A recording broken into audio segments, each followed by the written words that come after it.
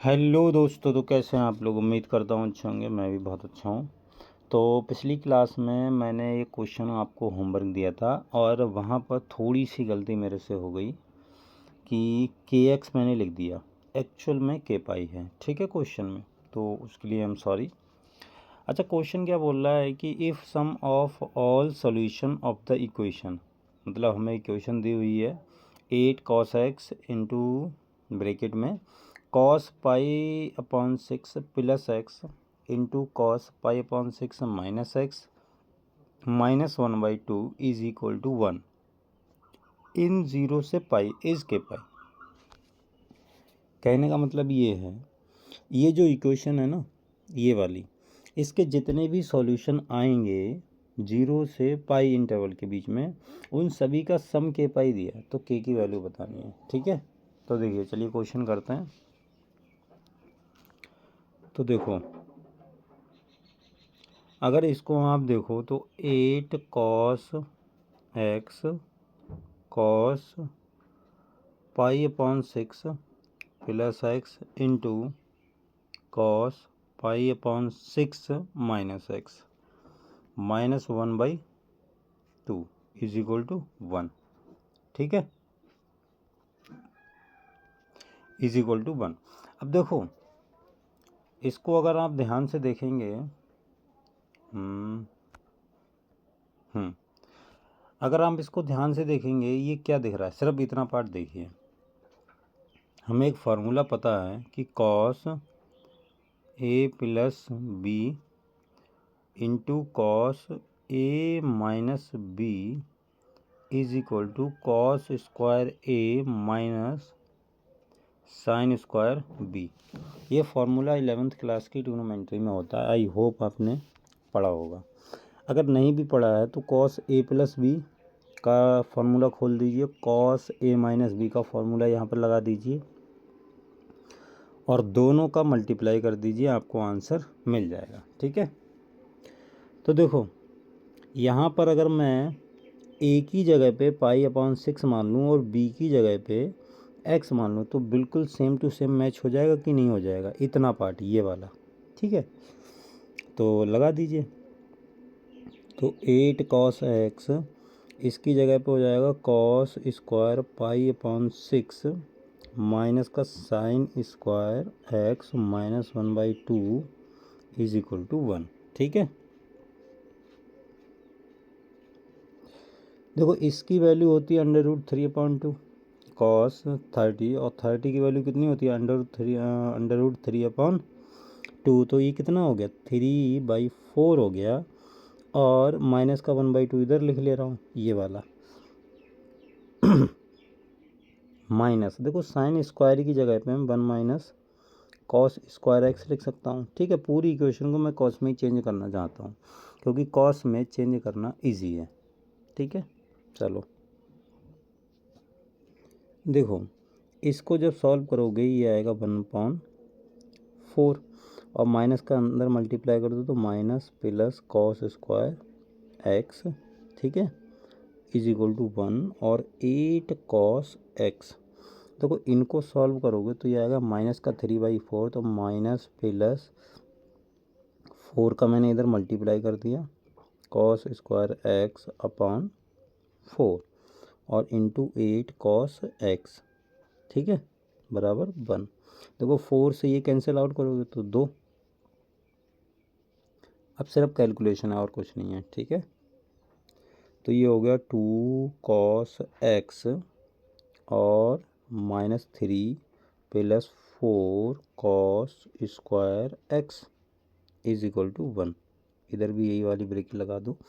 देखो cos का अंदर मल्टीप्लाई कर दो और इस 2 को भेज दो इधर नीचे यहाँ पर, तो ये हो गया -3 cos x plus 4 cos cube x is equal to 1/2। इसको अगर आप ध्यान से देखेंगे तो ये cos 3x का फार्मूला लिखा हुआ है। ठीक है, ये 1/2 आ गया। ठीक, अब देखो इसको मैं क्या लिख सकता हूँ, इसको मैं लिख सकता हूँ cos पाई अपॉन 6, क्योंकि cos 30 की वैल्यू नहीं, cos 60 सॉरी, पाई अपॉन 3। कॉस 60 की वैल्यू 1/2 होती है, राइट। अब देखो यहाँ से कॉस, अगर इसको कॉस थीटा मानो, इसको कॉस अल्फ़ा मानो, तो हमें एक फार्मूला पता है कि cos theta is equal to cos alpha होता है। This implies that theta is equal to, जो इसका जनरल सॉल्यूशन होता है वो होता है 2n pi plus minus alpha, ये होता है, ठीक। तो यहाँ पर ये लगाइए, तो 3x बराबर कितना आएगा, 2n pi plus minus pi upon 3, ठीक है। अच्छा, यहाँ से x की वैल्यू निकालेंगे तो आएगा 2n पाई अपॉन 3 और प्लस माइनस पाई अपॉन 9। देखो ये आ गया जनरल सॉल्यूशन। अब हमने देखना है कि 0 से पाई के बीच में कौन कौन सा सॉल्यूशन लाई करता है, ठीक है। देखो इंटरवल क्या दिया है हमें, 0 से पाई, इसको मैं i मान ले रहा हूँ थोड़ी देर के लिए। देखो अगर आपने n की वैल्यू 0 रखी तो सबसे पहले n इंटीजर होता है ना, जो n आता है वो इंटीजर से बिलोंग करता है इसमें। तो अगर n की वैल्यू 0 लेंगे तो x इज इक्वल टू कितना हो जाएगा, प्लस माइनस पाई अपॉन 9। यहाँ से एक तो पॉजिटिव पाई अपॉन 9 होगा, एक नेगेटिव पाई अपॉन 9 होगा, ठीक है। अब हमें इंटरवल दिया है 0 से पाई, यानी सभी पॉजिटिव हैं, जितने भी x के वैल्यू आएंगे वो सारे के सारे कैसे होंगे, पॉजिटिव। तो ये वाला तो कैंसिल आउट हो जाएगा, ठीक है, इसे हम रिजेक्ट कर देंगे, ये एक्सेप्टेबल है। तो x की वैल्यू एक तो पाई अपॉन 9 आ गई है, ठीक है। और जो मतलब पाई अपॉन 9 है ये इस इंटरवल से बिलोंग करेगी, ठीक। n की वैल्यू 1 लोगे तो x इज इक्वल टू आ जाएगा 2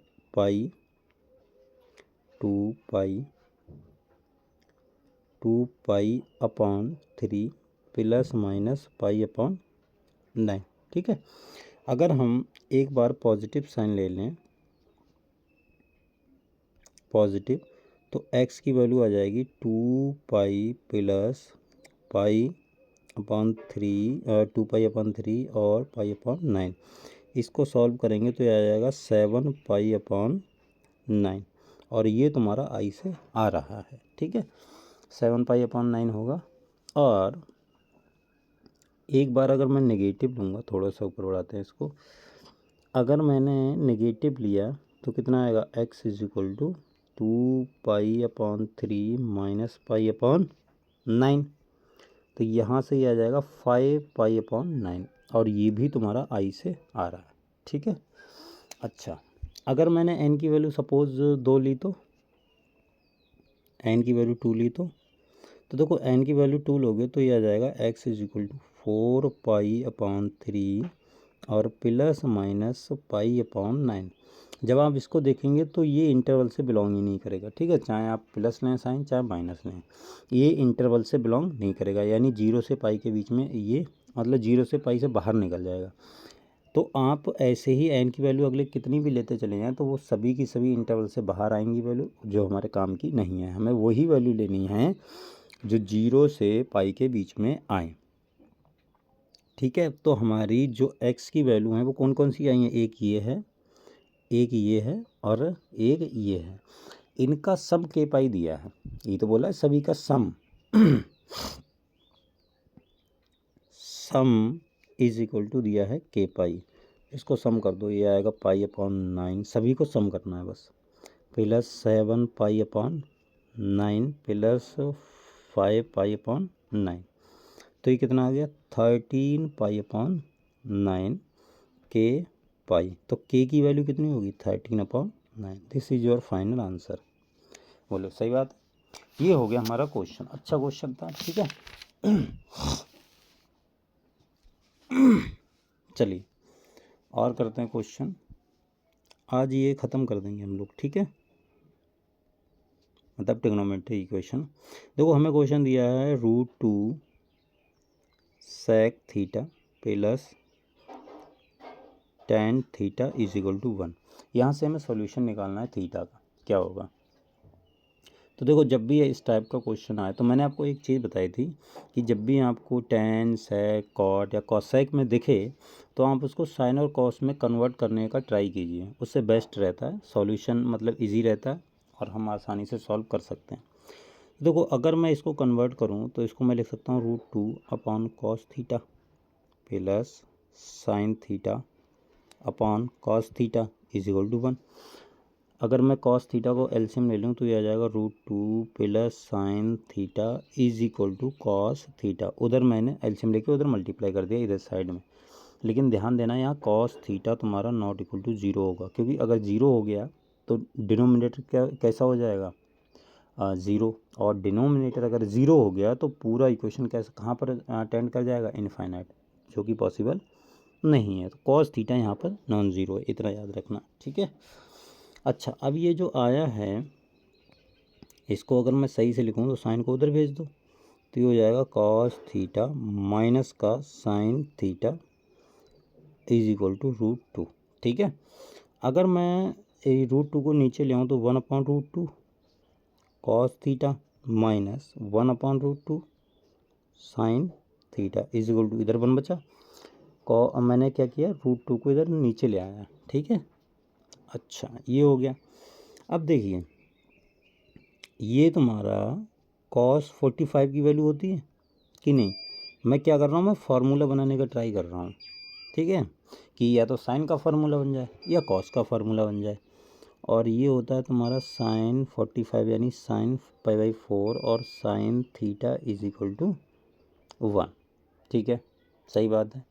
अच्छा, आप चाहें तो यहाँ पर साइन 45 और कॉस 45 भी लिख सकते हैं, तो sign A cos B minus cos A sine B, तो साइन ए माइनस बी का फार्मूला हो जाएगा, वहाँ से भी आंसर सही आएगा, कोई दिक्कत वाली बात नहीं है, ठीक है। अच्छा, यहाँ से देखो ये जो फार्मूला बना है cos A cos B minus sign A sine B, तो ये बना है कॉस ए प्लस बी का, यानी cos π/4 plus theta is equal to 1। और कॉस में 1 किसकी वैल्यू होती है, cos 0 की, ठीक है। अब देखो वही cos theta is equal to cos alpha, तो यहाँ से थीटा इज इक्वल टू कितना है π/4 plus theta is equal to 2n pi plus minus alpha, alpha की जगह पे क्या है 0, तो हम लिखेंगे नहीं क्योंकि कोई फ़ायदा नहीं है। तो थीटा इज इक्वल टू कितना आ गया 2n pi minus π/4। This is your final answer, ठीक है। तो ये हमारा क्वेश्चन हो गया सॉल्व। देखिए एक क्वेश्चन और है। अब इस क्वेश्चन को चलिए, क्वेश्चन ये है कि sine 2x plus 5 sine x plus 1 plus 5 cos x is equal to 0, 1 नहीं है 0 है। अच्छा, ये है। अब इसको सॉल्व करते हैं। देखो इसमें हमें वही x की वैल्यू निकालनी है, तो सॉल्यूशन क्या होगा। देखो अगर आप इनको ध्यान से देखेंगे तो इनमें 5 कॉमन आ रहा है। चलिए, तो साइन 2x प्लस 1 प्लस यहाँ पर अगर मैं 5 कॉमन ले लूँ तो यह आ जाएगा sine x plus cos x is equal to 0। अगर मैं इतने से पार्ट को थोड़ी देर के लिए t मान लूँ तो देखो क्या मिलेगा। अगर मैं इसको मानता हूँ t, let sine x plus cos x is equal to t. अगर इसको t माना है और दोनों तरफ मैं स्क्वायरिंग कर दूं तो कितना हो जाएगा sine square x plus cos square x, और ये आएगा प्लस का 2 sine x cos x is equal to t square. अब देखो ये कितना है, ये तो 1 होता है, तो ये हो जाएगा, और ये तो 1 को इधर भेज दूंगा तो कितना हो जाएगा टी स्क्वायर माइनस 1। और ये क्या लिखा हुआ है, ये लिखा हुआ है साइन 2x, भाई 2 साइन ए कॉस से कितना होता है साइन 2a होता है, तो साइन 2a ये हो गया। अब इससे फ़ायदा ये हुआ कि इसकी जगह पे तो आप t रख सकते हैं और इसकी जगह पे आप रख देना टी स्क्वायर माइनस 1, तो ये पूरी जो इक्वेशन है वो t में कन्वर्ट हो जाएगी। वहाँ से आप t को निकाल सकते हैं, ठीक है। t के जो भी है वैल्यू रूट फाइंड कर लीजिए उसके, ठीक। चलिए अगले बढ़ें, चलो अगले क्या बढ़ें, यहीं पर रख देते हैं। तो ये हो जाएगा t square minus 1 sorry plus 1 plus 5 t is equal to 0। यहाँ से देखो 1 से 1 तो कैंसिल आउट हो गया, तो t कॉमन ले लेंगे तो t plus 5 is equal to 0। यहाँ से एक t की वैल्यू आ गई 0 और एक t plus 5 is equal to 0। देखो t इज इक्वल टू क्या माना मैंने, sine x plus cos x is equal to 0। और यहाँ से देखेंगे ये क्या आ रहा है, sine x plus cos x is equal to -5। 5 को उधर भेज दो। अब देखो ये तो पॉसिबल है नहीं ना, ये पॉसिबल नहीं है। क्यों? क्योंकि अगर आपने पढ़ा होगा तो हमने एक फार्मूला पढ़ा है, कौन सा, a sine x plus minus b sine, अरे यार बी कॉस एक्स। इसकी जो मैक्सिमम वैल्यू होती है वो होती है अंडर रूट ए स्क्वायर प्लस बी स्क्वायर, और जो मिनिमम वैल्यू होती है माइनस अंडर रूट ए स्क्वायर प्लस बी स्क्वायर। ठीक है, अगर आप यहाँ पर देखें तो ए की वैल्यू कितनी है 1 इंटू, और ए की बी की वैल्यू कितनी है 1, तो इसकी मैक्सिमम वैल्यू √2 जा सकती है। ठीक है, और मिनिमम वैल्यू -√2 जा सकती है, लेकिन -5 तो बहुत ज़्यादा है -√2 से, तो ये इसीलिए कैंसिल आउट हो जाएगा। ठीक है, इसकी रेंज में नहीं आएगा। यहाँ पर सिंस इसकी वैल्यू -√2 से +√2 तक जा सकती है, इसकी वैल्यू इस वाले की, इसीलिए मतलब इसीलिए इसकी वैल्यू 0 पॉसिबल है। ठीक है, तो यहाँ से अगर हम देखेंगे तो साइन एक्स बराबर माइनस कॉस एक्स हम लिख सकते हैं। यहाँ से tan x बराबर कॉस एक्स से डिवाइड कर दो -1, और -1 को ऐसे मैं लिख सकता हूँ tan π/4। ठीक है, माइनस को एंगल के अंदर ले जाइए। ऐसा क्यों किया? क्योंकि हमें पता है कि tan -θ is equal to -tan θ होता है। ठीक है, तो इस जो भी ये माइनस है इसको हम अंदर ले जा सकते हैं, कोई दिक्कत वाली बात नहीं है। ठीक है, अब देखो tan θ is equal to tan alpha, तो हमें पता है कि if tan θ is equal to tan alpha होता है तो इसकी वैल्यू कितनी होती है, θ is equal to n pi plus alpha, इसलिए x is equal to n pi minus π/4। This is your final answer. ठीक है, तो ये हमारा फाइनल आंसर हो गया, कोई दिक्कत वाली बात नहीं। ठीक है, अब देखो, अब मैं थोड़े क्वेश्चन आपको होमवर्क दे रहा हूँ, इनको आप होमवर्क में ट्राई करना, बढ़िया क्वेश्चन है। ठीक है, तो पहला क्वेश्चन ये है कि sine 3x plus cos 2x is equal to -2। ये तुम्हारा होमवर्क क्वेश्चन है, इसका मैं आंसर बता देता हूँ। आंसर है इसका जो x की वैल्यू आएगी वो आएगी 4n + 1 और इंटू π/2। ये इसका फाइनल आंसर हुआ। ठीक है, अच्छा क्वेश्चन है, बहुत बढ़िया क्वेश्चन है, आप इसको ट्राई करना। ठीक,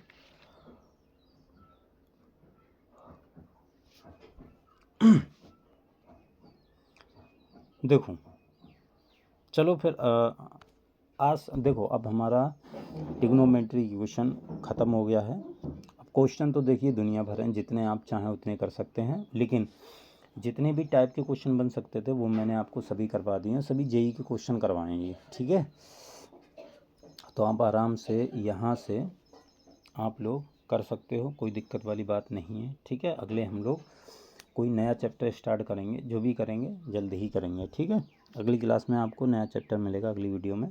आज के लिए हम इतना रखते हैं, ट्रिग्नोमेट्री इक्वेशन हमारा ख़त्म हो गया है। आप क्वेश्चन कीजिए प्रीवियस ईयर के। ठीक है, बाकी मैं करवाऊँगा अभी क्वेश्चंस। फिलहाल थ्योरी वाइज हमारा और क्वेश्चन हमने बहुत सारे कर लिए हैं, ऐसा नहीं सिर्फ थ्योरी पढ़ी है, बहुत सारे क्वेश्चन भी किए हैं, ये हमारा ख़त्म हो गया। ठीक है, so thank you so much. आज के लिए हम लोग इतना रखते हैं, मिलते हैं अगली वीडियो में, तब तक के लिए बाय।